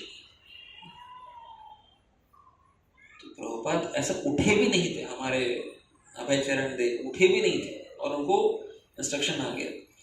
तो वो आर्ग्यूमेंट करने लगे, गांधी जी के पद को, मतलब पद चिन्हों को फॉलो करते थे, तब खादी पहने हुए थे, और उस समय खादी पहनना मतलब कोई नॉर्मल चीज नहीं है। आजकल तो कोई कुछ भी पहने तो बहुत कुछ समझ, लेकिन उस समय खादी मतलब आप अंग्रेजों के खिलाफ बात कर रहे हो, क्योंकि अंग्रेज कह रहे थे खादी नहीं चलेगा, हम जो लेके आ रहे हैं वही कपड़े पहनना है, और खादी मतलब आप गांधीवाद का पालन कर रहे हो, तो खादी पहने हुए थे। तो उन्होंने कहा कि हमारा देश अभी स्वतंत्र नहीं है, ज्यादा इंपॉर्टेंट है देश को स्वतंत्रता देना, और देश स्वतंत्र नहीं है, हमें कौन सुनेगा, हम तो भिखारी हैं, हम तो भीख मांग रहे हैं, तो फिर हमारा कौन सुनेगा, है कि नहीं। तो भक्ति सिद्धांत सरस्वती ठाकुर ने कहा कि ये जो भगवत भक्ति का जो पथ है, ये कोई स्वतंत्रता या परतंत्रता पे आधारित नहीं है। अभी पहले मुगल्स राज्य करते थे, अभी अंग्रेज कर रहे हैं। मान लीजिए अंग्रेज चला गया तो कोई और करेगा, कोई दूसरा बाहर का ना आए तो भी भारत के ही लोगों को चूसेंगे। जो भी सत्ता पे बैठता है अपने ही लोगों को उनका शोषण करने लगता है, और यही हुआ भी आप देखेंगे जैसे आप देख रहे हैं। तो वो कहे ये सब पॉलिटिकल चेंजेस के भरोसे हमारा भगवत भक्ति का प्रचार रुकना नहीं चाहिए, ये चलते रहना चाहिए। और ये जब उन्होंने समझा दिया, श्रील प्रभुपाद जी अभय चरण दे बैठे थे, और उनको लगा कि उनके पास उत्तर नहीं था। और जब पूरा प्रवचन समाप्त हुआ, वो बाहर गए, तो नरेंद्र नाथ मल्लिक ने पूछा कि आपको कैसे लगे ये वाले साधु, अच्छा लगा? तो बोले कि चैतन्य महाप्रभु का जो ये पथ है ये बहुत ही अच्छे हाथों में है, it's there in good hands. और उसी दिन उनको पहली बार उन्होंने परास्त हुए, वो अपना he accepted his defeat, पहली बार नहीं लेकिन he accepted his defeat, और उन्होंने अपने आप को भक्ति सिद्धांत सरस्वती ठाकुर के सामने समर्पित किया 1922, और 1933 में उनका दीक्षा हुआ, और 1937 में भक्ति सिद्धांत सरस्वती ठाकुर 1 जनवरी 1937 में दिवंगत हो गए। उससे पहले एक बार तो हमने पहला देखा था क्या जब वो आके मिले थे तो भक्तिसिद्धांत सरस्वती ठाकुर ने क्या कहा कि आप बुद्धिमान हो, अंग्रेज बोल सकते। कितने लोग यहाँ पे अंग्रेज बोल सकते हैं? How many of you can speak English? समझ सकते हैं? तो आप सभी के लिए भी ये आदेश है, क्या अमेरिका जाइए और प्रचार कीजिए। मैं अपना प्रयत्न कर रहा हूँ, आप लोग भी चलिए फ्लाइट में मेरे साथ अमेरिका, और जा करके वहाँ पे घूमना नहीं है वो टावर और ये स्काई स्क्रैपर और कोलोराडो और वो सब नहीं देखना है। क्या करना है? जा करके उनको जगाना है कि भाई तुम शरीर नहीं हो, तुम कौन हो? आत्मा। और क्या करना चाहिए आत्मा को? भगवान का नाम जप करना चाहिए। और क्या नहीं करना चाहिए? मांसाहार नहीं करना चाहिए। इतना करके बता दीजिए, बाकी तो दूर की बात है। प्रभुपाद जी ने जो किया उनको लेकर के पूरे संसार, अमेरिका के लोग के वीजा के भरोसे पूरा का पूरा इस्कॉन का स्थापना पूरे संसार में हुआ है। उनके पास जो वीजा पावर था और प्रभुपाद का कृपा था उसके भरोसे, क्योंकि आजकल वीजा ही मिलना मुश्किल हो जाता है। कोई अमेरिकन है तो उसके पास वो वीजा पावर है, कहीं भी जा सकता है, कहीं भी प्रचार कर सकता है। तो वो पहला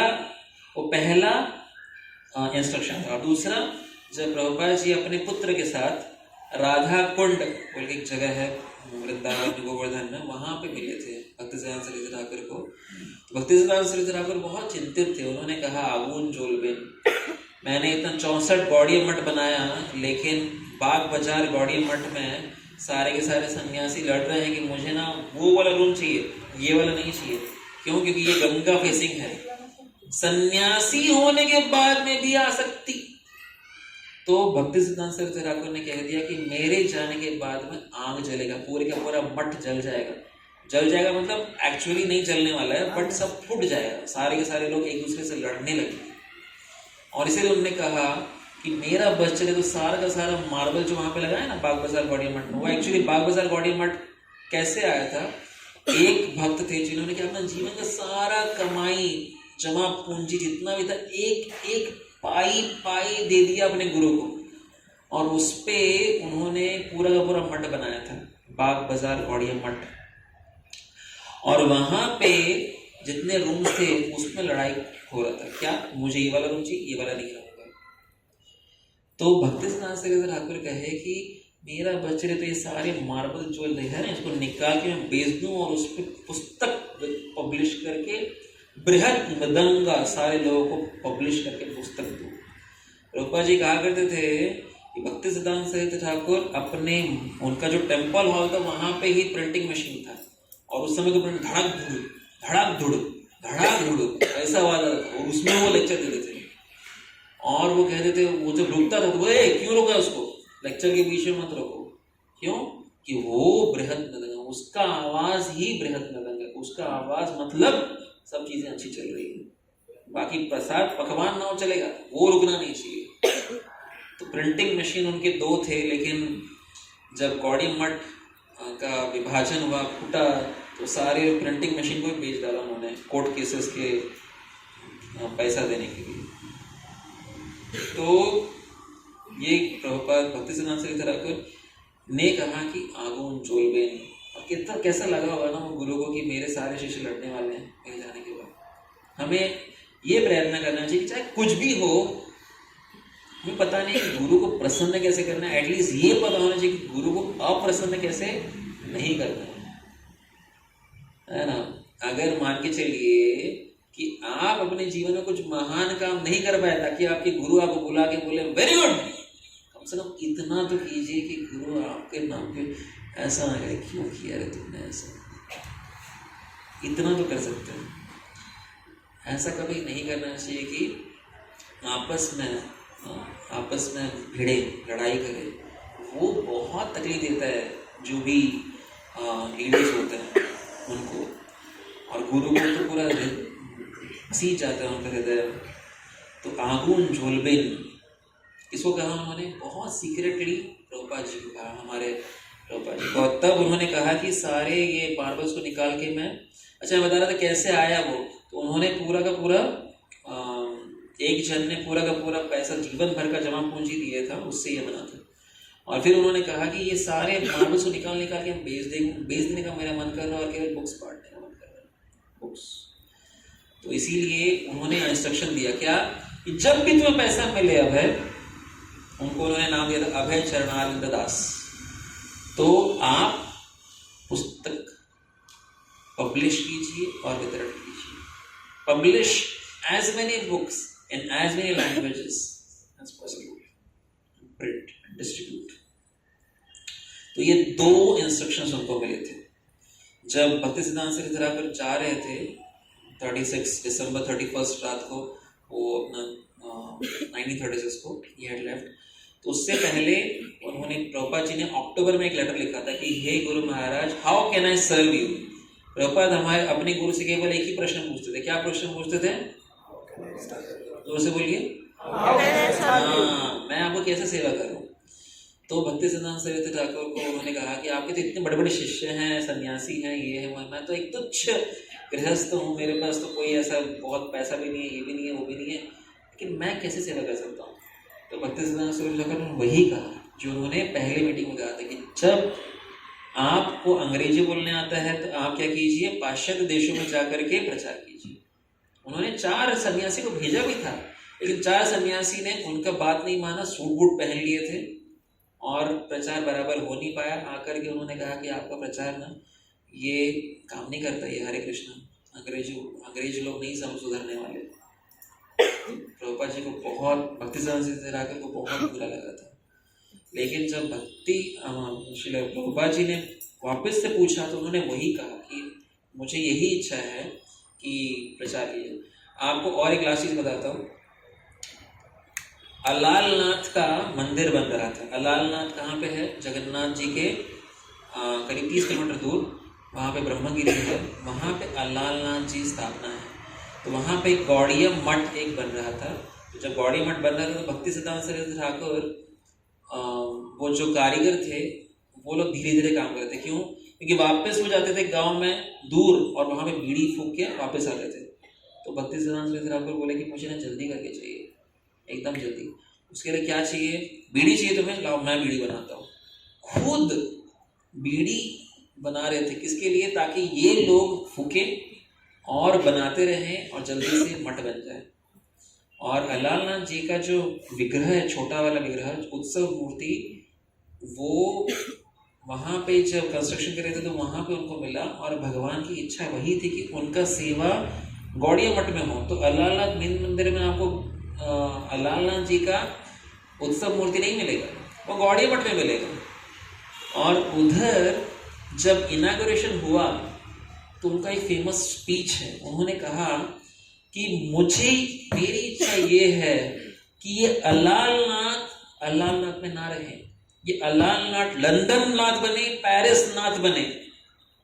ये भगवान जाने चाहिए लंदन में और पेरिस में, उधर में लोग इनके सामने अपना मस्तक झुकाना चाहिए। बहुत तीव्र इच्छा थी उनकी, लेकिन कोई पूरा नहीं कर पा रहा था। और जब श्री भक्ति सिद्धांत सरस्वती ठाकुर ने अक्टूबर में ये लेटर लिखा श्री प्रभुपाद जी को, उनको ये लेटर मिला और यही उनका आखिरी इंटरेक्शंस था भक्ति सिद्धांत सरस्वती ठाकुर से। और उसके बाद श्री प्रभुपाद जी ने इस्कॉन का स्थापना किया एक इंस्ट्रक्शन पे कि क्या पाश्चात्य विदेश में जाके प्रचार कीजिए, इस्कॉन का स्थापना किए और बुक्स पब्लिश कीजिए, उसके लिए बीबीडी का स्थापना किया। 2 इंस्ट्रक्शंस और 2 ऑर्गेनाइजेशन का स्थापना किया प्रभुपाद जी ने। तो श्री प्रभुपाद की, श्री भक्ति सिद्धांत सरस्वती ठाकुर की हरे कृष्ण।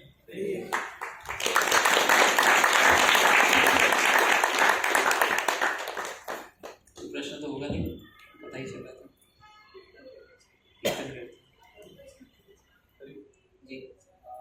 तो इस्कॉन नाम से क्यों चालू किया, गौड़िया मठ क्यों नहीं किया? प्रभुपाद जब गए थे, आप देखेंगे प्रभुपाद ने इस्कॉन का काम क्यों नाम शुरू किया।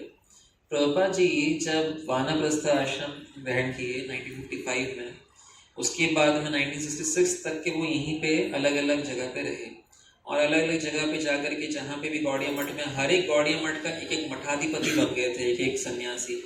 उनके हिसाब से उनके गुरु, जब गौड़िया मठ का जो क्या कहते हैं आगुन जोलबन हुआ, फूटा, बहुत कुछ हुआ उसमें। अनंत जो ये अनंत वासुदेव जी हैं, उनको क्योंकि भक्ति सिद्धांत सरस्वती ठाकुर ने कहा था कि जीबीसी बनाइए।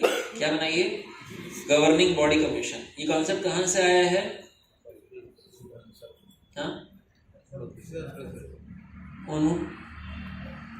उन्होंने कहाँ से लिया? हाँ,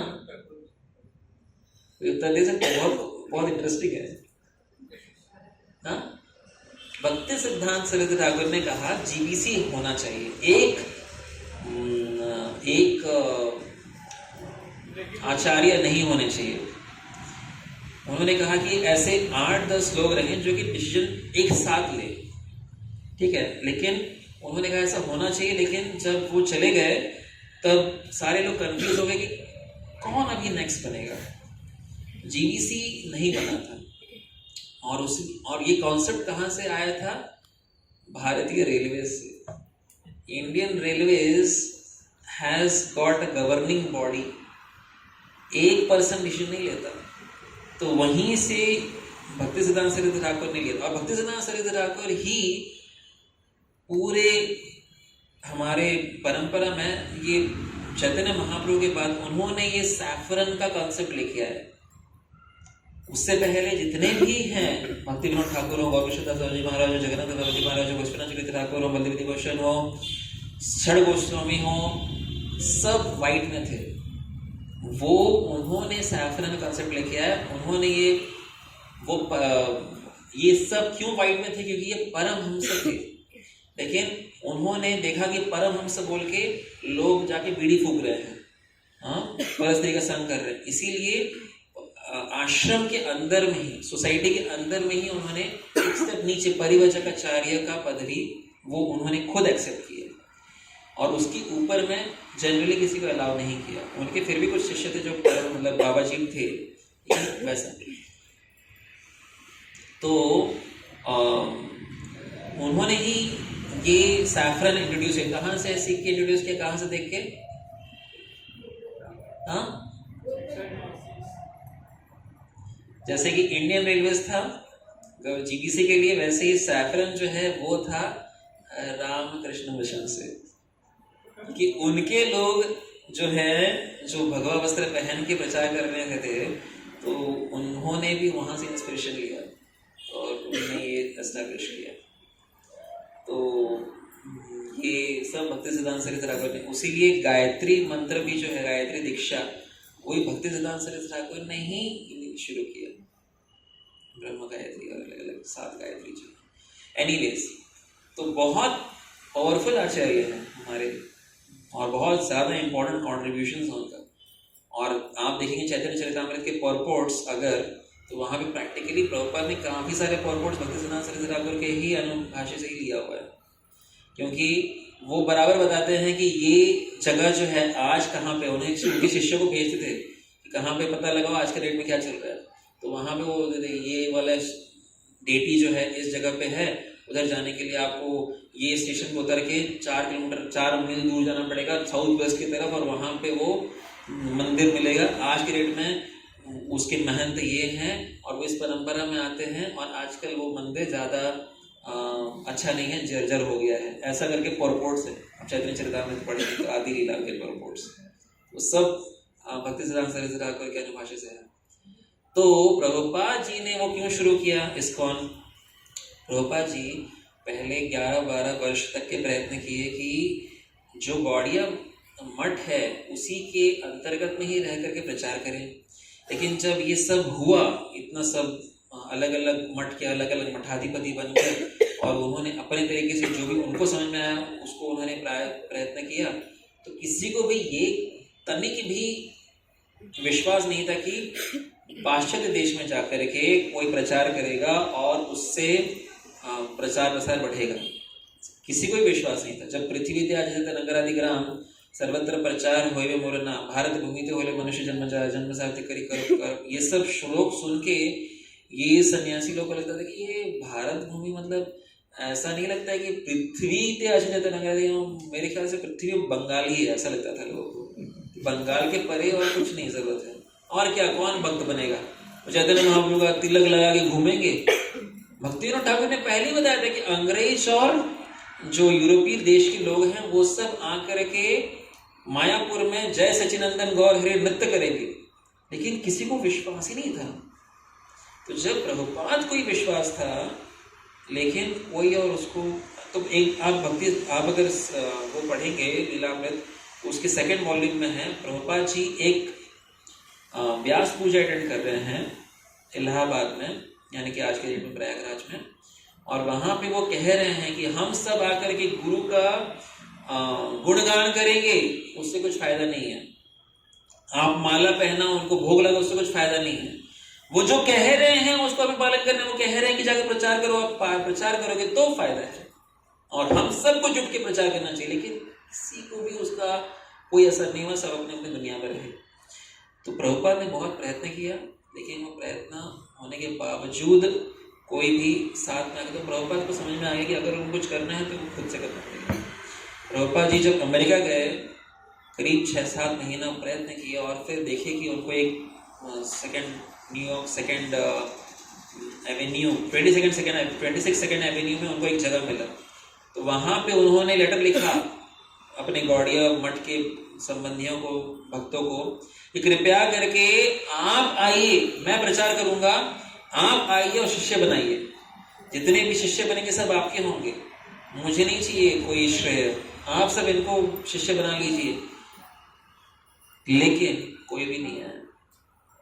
और फिर एक ब्रह्मचारी था, उसका नाम था मुक्ति ब्रह्मचारी, वो कहा कि मुझे इच्छा हो रही आने का, लेकिन प्रभुपाद जी ने कहा अपने गुरु से पूछो कि वो आपको अलाउ करेंगे, और कहना कि भक्ति सिद्धांत सरस्वती ठाकुर का इच्छा है। लेकिन उन्होंने जब मुक्ति ब्रह्मचारी ने पूछा अपने गुरु से, तो उनके गुरु ने कहा कि ये बकवास आइडिया है, वो बुढ़ा वहां पे जाके पता नहीं जिएगा मर जाएगा, तुम अपना सेवा करो जो मैं बोल रहा हूँ। और ludicrous idea, specific ludicrous idea. तो प्रभुपाद जी जो प्रयत्न कर रहे थे कि उनको गौड़िया मठ से कुछ भी सहायता मिले, हमको कोई सहायता नहीं मिला। और वो जो मुक्ति ब्रह्मचारी ने लिखा ल्यूडिक्रस आइडिया, तो प्रभुपाद ने कहा ये ludicrous idea is not mine, ये मेरा इच्छा नहीं है, बकवास इच्छा जो है मेरा नहीं है, चैतन्य महाप्रभु का है, भक्ति सिद्धांत सरस्वती ठाकुर का है, और ये पूरा होके रहेगा, चाहे आप करें या ना करें, चाहे मैं करूं या ना करूं, कोई तो करेगा। और आप इसमें सम्मिलित होना चाहें तो ठीक, और आप नहीं होना चाहते आपके लिए ल्यूडिक्रस है तो रहने दीजिए। और फिर उन्होंने लेटर लिख के पहली बार मृदंग मंगाया, और मृदंग प्रभुपाद जी ने गौड़िया मठ के किसी ने भेजा था, तो पहली बार अमेरिका में मृदंग। So that is all, that is the contribution of Gaudiya मठ। बाकी कोई कुछ इंटरेस्टेड नहीं थे कुछ भी करने को, इसीलिए प्रभुपाद जी को खुद स्थापना करना पड़ा अंतर्राष्ट्रीय कृष्ण भावनामृत संघ। और ये नाम भी बहुत स्पेशल है। इस नाम का महत्व आपको जानना है तो एक पुस्तक पढ़िएगा जो कि इस्कॉन जीबीसी प्रेस ने रिलीज किया है। वो पुस्तक का नाम है द फाउंडर आचार्य। उसमें बताया गया कि ये नाम जो है कोई मामूली नाम नहीं है। अंतर्राष्ट्रीय कृष्ण भावनामृत संघ, ISKCON, international society for Krishna consciousness. Jiva Goswami ने नाम दिया था, जिसका कि नाम था विश्व वैष्णव राजसभा। उन्होंने नाम दिया था कि जो जिसमें कि सारे भक्त लोग उसमें आएंगे। तो विश्व यानी कि इंटरनेशनल, वैष्णव यानी कि कृष्ण कॉन्शियस, सभा यानी कि सोसाइटी। तो उसी को आप अंग्रेजी में ट्रांसलेट करते हैं international society for Krishna consciousness. Jiva Goswami ने नाम दिया इसका। हरे कृष्ण। Thank you. थोड़ा 5 मिनट कीर्तन करते हैं।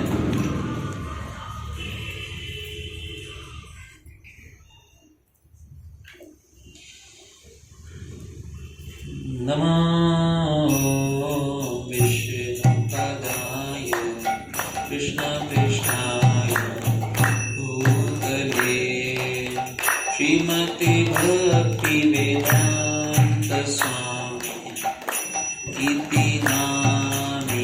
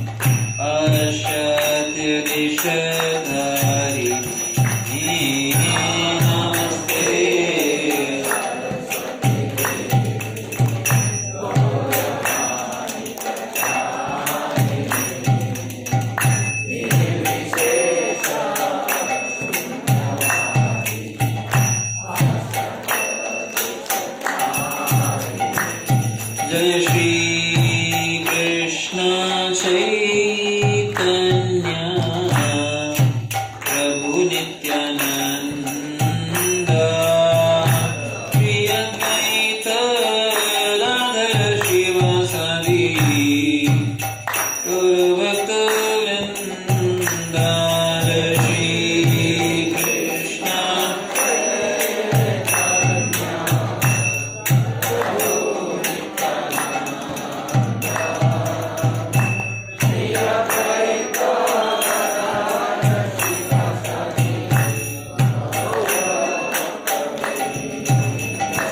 Hare Krishna, Krishna Krishna, Hare Hare, Hare Rama, Rama Rama, Hare Hare, Hare Krishna.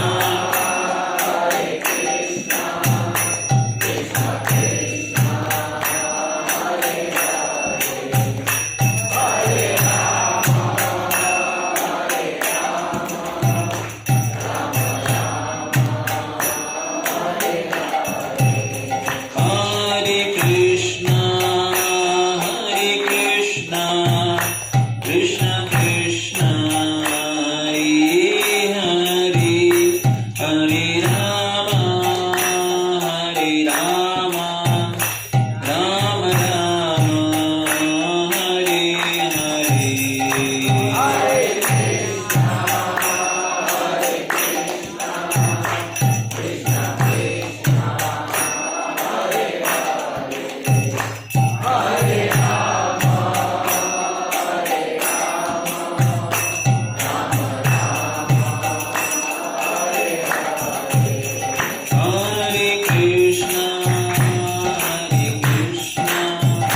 Krishna Krishna, Hare Hare, Hare Rama, Rama Rama, Hare Hare. Hare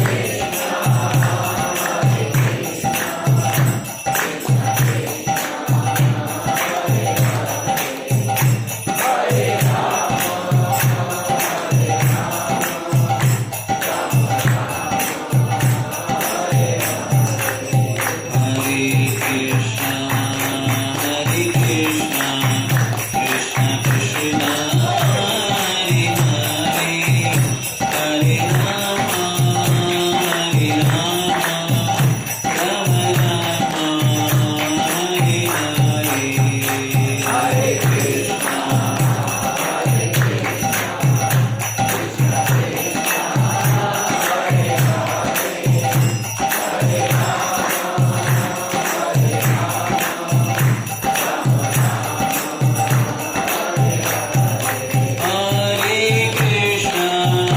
Hare Krishna, Krishna Krishna, Hare Hare, Hare Rama,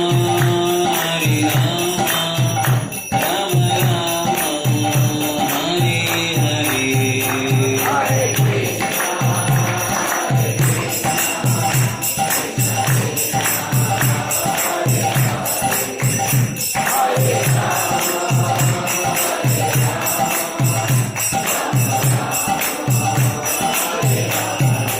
जय भक्ति सिद्धांत सरस्वती ठाकुर, भक्ति सिद्धांत सरस्वती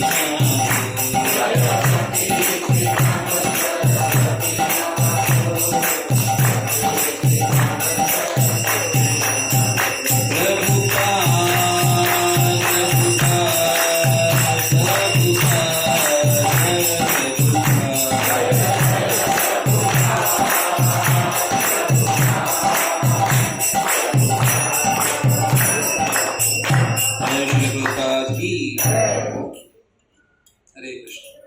बहुत बहुत धन्यवाद आपका। आप सब बहुत ध्यानपूर्वक सुनने का प्रयत्न किए। बहुत भूल चूक हुआ तो क्षमा कीजिएगा। हरे कृष्ण।